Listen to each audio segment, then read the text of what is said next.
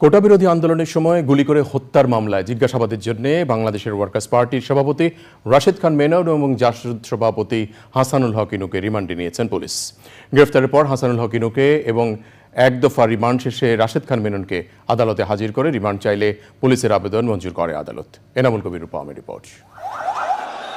কোটা আন্দোলনের সময় রাজধানীতে আন্দোলনকারীদের উপর গুলি চালিয়ে হত্যার নির্দেশ দেওয়ার অভিযোগে গ্রেপ্তার 14 দলীয় জোট নেতা রাশেদ খান মেনন ও হাসানুল হক ইনুকে বিকেলে আদালতে হাজির করে পুলিশ।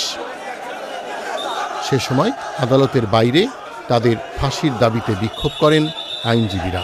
হাসানুল হক ইনুর বিরুদ্ধে তো শুধু হত্যার অভিযোগ নয়, আসলে বিষয়টা হচ্ছে যে 14 দলের যেই মিটিংটি শেখ হাসিনার নেতৃত্বে করা হয়েছিল, যে মিটিং থেকে ছাত্র জনতার উপরে নির্বিচারে গুলি চালিয়ে ছাত্র জনতার উপরে গণহত্যা চালানোর যে সিদ্ধান্তটি গৃহীত হয়েছিল, সেই সিদ্ধান্তের মূল কুশীলব ছিলেন হাসানুল হক ইনু এবং এই রাশেদ খান মেনন গং।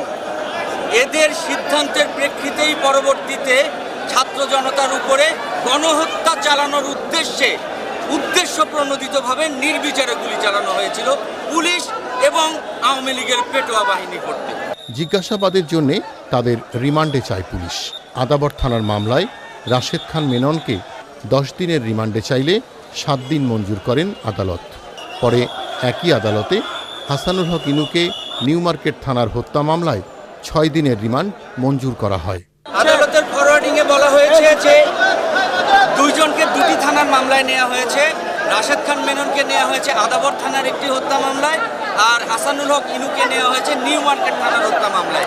দুটি ফরওয়ার্ডিংয়েই মোটামুটি একই কথা বলা হয়েছে যে এনাদের পরিকল্পনায় এবং নির্দেশনায় এই গণহত্যা চালানো হয়েছে। আদালত এলাকায় ছিল সেনাবাহিনী ও পুলিশের কড়া নিরাপত্তা। Enamul Kabir Rupam, channel I, Dhaka.